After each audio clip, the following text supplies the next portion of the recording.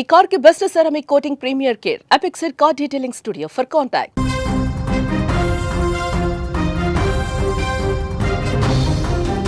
నాలుగో తరగతి అంటే 9 లేదా 10 ఏళ్ళు ఉంటాయండి.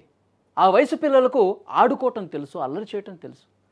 కానీ ఆత్మహత్య చేసుకోవటం తెలుసా? చందనగర్లో జరిగిన ఈ ఘటన వింటే గుండె బరువెక్కుతుంది, గుండె తరుక్కుపోతుంది.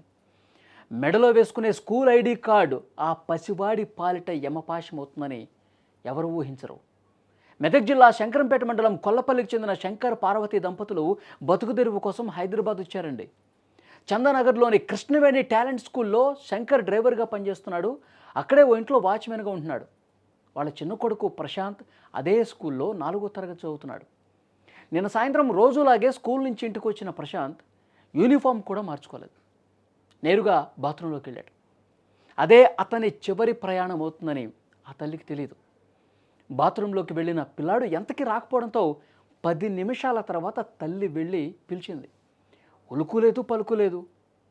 అసలు కంగారు పడిపోయారు. కుటుంబ సభ్యులు తలుపులు బద్దలు కొట్టి చూసేసరికి గుండె ఆగిపోయే దృశ్యం, షాకింగ్ దృశ్యం కనిపించింది.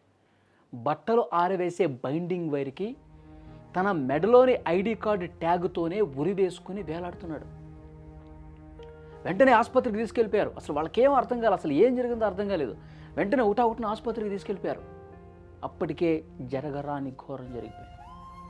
చికిత్స అందించులోపే ఆ చిన్నారి ప్రాణం గాల్లో కలిసిపోయింది.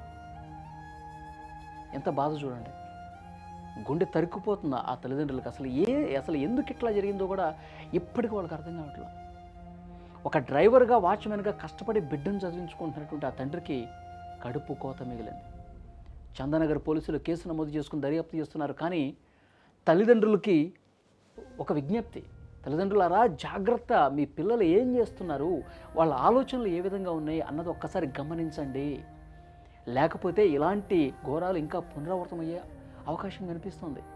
నిజంగా చూడండి, అసలు ఆ బాత్రూంలోకి వెళ్ళిపోయి బట్టలు ఆరేసే దండం మెడకు చుట్టుకోవటం ఏంటి, ఐడి కార్డు కూడా ఆ మెడకు చుట్టేసుకొని ఉండటం ఏంటి? అతను నిజంగానే ఉన్నాడా, లేకపోతే ఆడుకుంటున్నటువంటి క్రమంలో అతను నిజంగానే ఆత్మహత్య చేసుకున్నటువంటి పరిస్థితి ఉందా, లేకపోతే ఇంకేదన్నా కారణం ఉందా, ఏదన్నా ఆడుకుంటూ ఈ విధంగా జరిగిందా, ఏమీ అర్థం కావట్లా. పోలీసులు కేసు అయితే నమోదు చేసుకున్నారు, ఇన్వెస్టిగేట్ చేస్తున్నారు. కానీ తల్లిదండ్రులకు మాత్రం ఈ ఘటన ఒక హెచ్చరిక లాంటిది. మీ పిల్లల్ని కనిపెడుతూ ఉండండి, మీ పిల్లల ఆలోచనలను గమనిస్తూ ఉండండి, వాళ్ళు ఎప్పుడు ఏం చేస్తున్నారో అబ్జర్వ్ చేస్తూ ఉండండి.